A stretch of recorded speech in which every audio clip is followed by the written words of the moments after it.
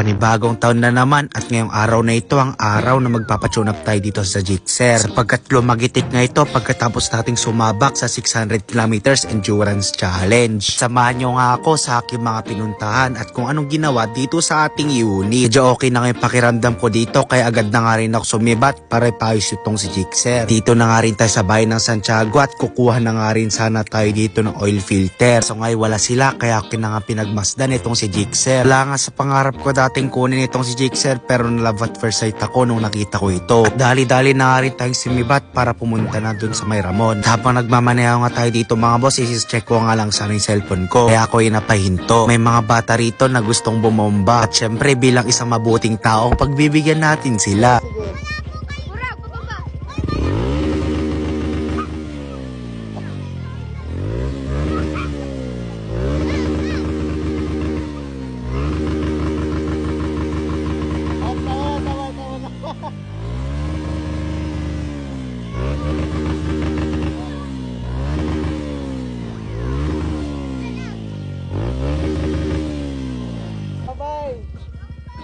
At ayun nga, naubos na yung sticker natin doon mga tol. Pagpapatuloy na nga rin natin yung ating biyahe. At dito mga tol is medyo malapit na nga rin tayo. Malapit rin tayo dito sa may Rolling Hills. Pansin ko nga rin kahit malayo, napakadaming tao at mga sasakyan doon sa may Rolling Hills. At kako sa sarili ko, pagkatapos ko magpa-tune up, diretso din ako doon mamaya. Nandito na nga rin tayo sa shop ni Boss 21.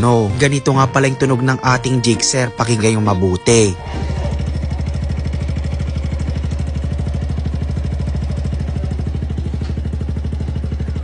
At based sa experience ko boss, and talagang main issue niya. Bali pangalawang tune up ko na nga itong mga boss. Sa mga di nakakaalam, magsi 16k odo na nga rin itong ating Gixxer. At dito nga sisimulan na nga rin ni Bossing 21. I-check yung mga possible na pagmulan nitong mga lagitik. Dito nga yung parang may mali sa may valve clearance. Kaya tama check muna sa may rocker arm. At ayun, nadali nga itong rocker arm natin. Buti nga lang at sa exhaust nga lang yung may tama. At agad na nga rin natin itong pinalitan. Then adjust na nga rin sa ating valve clearance. Syempre papalit na nga rin tayo ng ating langis at oil filter. Goods na nga rin siya dito mga boss at try sound check nga rin natin.